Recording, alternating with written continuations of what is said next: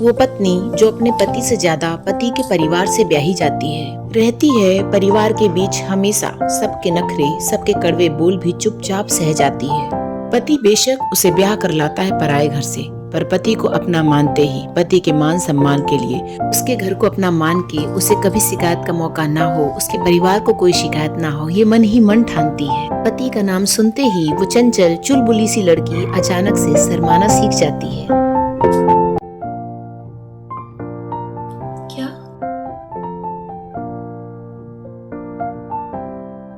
बस 2 दिन बाद आप चले जाएंगे? मैं यहाँ किसके भरोसे रहूंगी?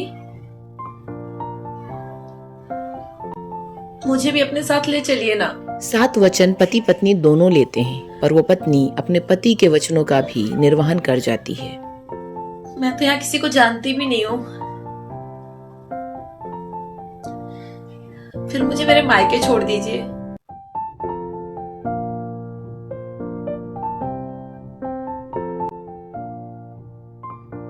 कहाँ शिकायत करती है किसी से वो अपने हालात की। पति के हालात को समझते हुए, पति के घर में रहते, सब कुछ सहते, सबके लिए करते हुए वो पत्नी पति के साथ जिंदगी जीने का वो खुशियों भरा दौर कहाँ देख पाती है। वो पत्नी जो अपने पति से ज्यादा पति के परिवार से ब्याही जाती है। क्या है बहू, काढ़ा नहीं बना अब तक? कुछ काम नहीं होता तुझसे? क्या हुआ, बड़ी शांत है? किस बात पे मुंह फुला रखा है? कोई बात है तो बोल। मम्मी जी काढ़ा।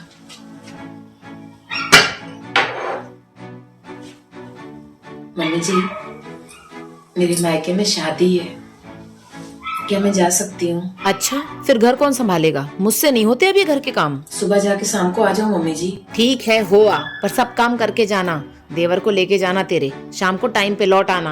मम्मी जी, एक नई साड़ी दिलवा दीजिए ना मायके जाने के लिए। है तो इतनी साड़ियाँ तेरे पास, वही पहन जा। पिछले कई सालों से वही साड़ियाँ पहन रही हूँ जो मायके से मिली हैं।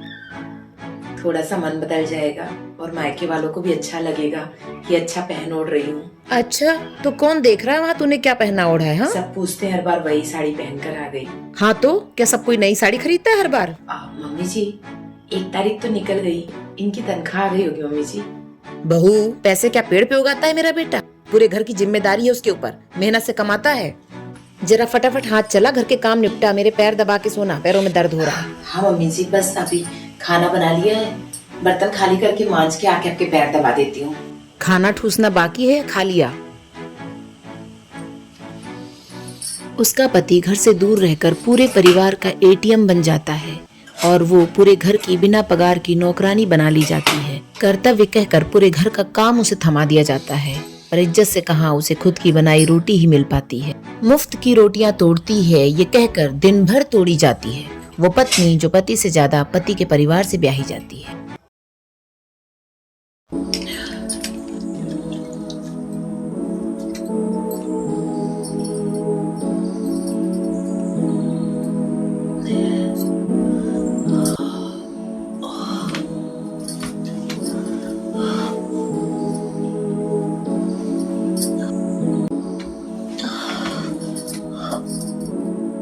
क्या है बहू ये? जी मम्मी जी। वाह, तुम्हारा सही है।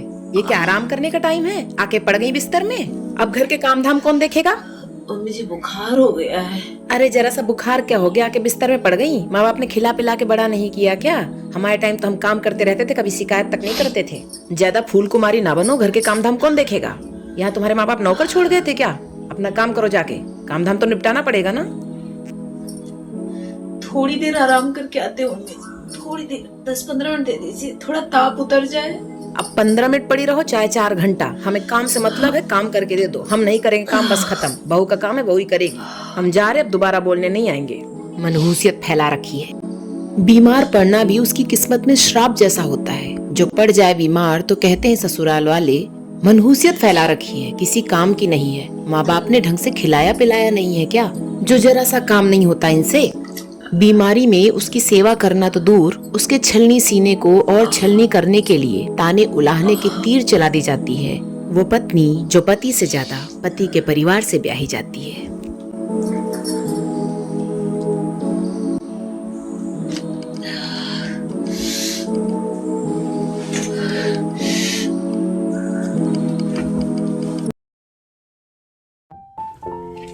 आज ये आ रहे हैं, लाल साड़ी पहनकर थोड़ी फुदरी तो दिखूं मैं। बहू, ओ बहू। जी मम्मी जी। हाँ मम्मी जी आई। जी मम्मी जी। बहू बस सस्ती संवरती रहेगी या अपने पति के लिए कुछ खाने पीने के लिए बनाएगी? कुछ नहीं मम्मी जी, बस ये आने वाले हैं ना, तो सोचा थोड़ी सी तैयार हो जाऊं।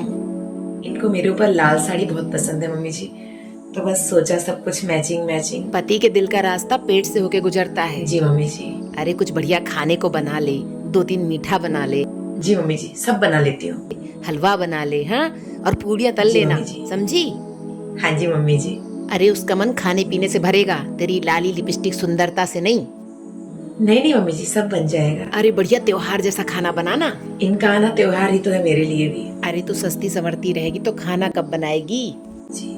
कभी 4-6 महीने में जो घर आता है उस पत्नी का पति, उसके मन में उठते उमंगों खुशियों पर भी टोक लगा दी जाती है। पति इतने दिन बाद घर आ रहा है, उसे ये पसंद है वो पसंद है, ये बोलकर एक लंबी सी लिस्ट थमा दी जाती है। वो क्या चाहती है, क्या सोचती है, ये बात किसी को कहाँ जता पाती है।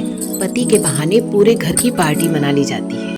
वो कैसे करेगी ये सारा काम? उसने कुछ खाया पिया भी या नहीं, ये कोई कहाँ पूछता है। घर का काम करते करते वो पति से कितनी बातें करेगी, इस बात के कितने सपने सजाती है। पूरे घर का काम समेट के जब वो कमरे में आती है तो पति से उसकी 2-4 बातें भी कहाँ हो पाती है।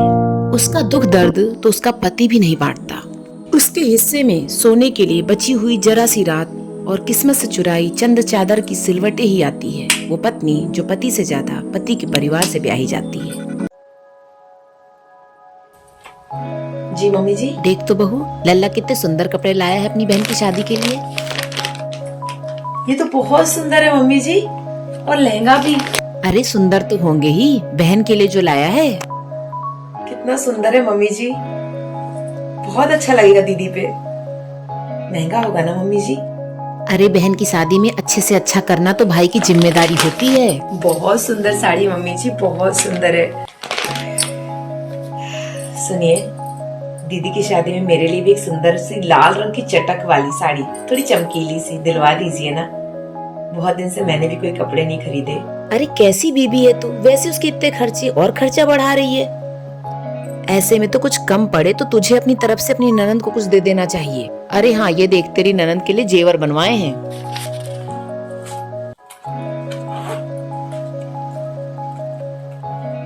बहुत सुंदर है मम्मी जी, दीदी पे बहुत अच्छी लगेगी।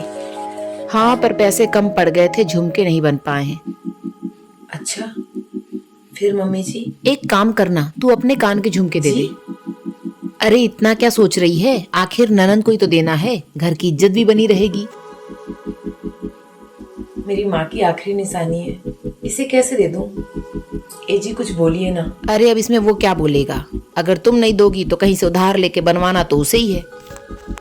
सालों साल अपनी इच्छाओं सपनों को कुछ समय बाद पूरा कर लेंगे ये सोचती, चंद खुशियों के लिए तरसती, वो अपने पति की जिम्मेदारियों का मान रखती। सास ससुर देवर ननंद फिर अपने बच्चों की खुशियों में बहुत खुश है। वो मुस्कुरा के ये भी जता जाती, अपने दुख दर्द सबसे छुपा जाती है। वो किसी को अपने दिल की बातें कहाँ बताती है। अरे नहीं जी, माँ की आखिरी निशानी थी ना तो मन भर आया था, लेकिन आपकी जिम्मेदारियों से पीछे कैसे हट सकती हूँ ना, तो बस देना तो पड़ेगा। खैर चलो ना, ये भी ठीक है, दान पे दान महादान होता है। मेरे गहने मेरे पति के कर्तव्य के काम आ रहे हैं, ये क्या कम बड़ी बात है। आप दे दो, खुशी खुशी दे दो। पति के कर्तव्यों का मान रखते हुए अपनी इच्छाओं का गला घोटते घोटते वो हर कड़वा घूट पी जाती है। वो पत्नी जो पति से ज्यादा पति के परिवार से ब्याही जाती है।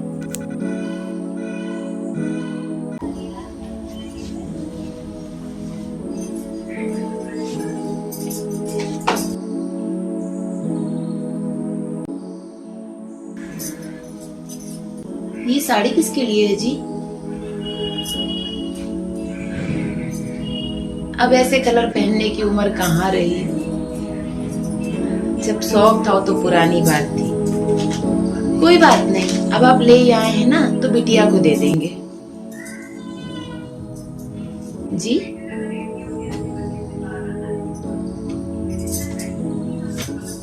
बूढ़ी घोड़ी लाल लगाम की।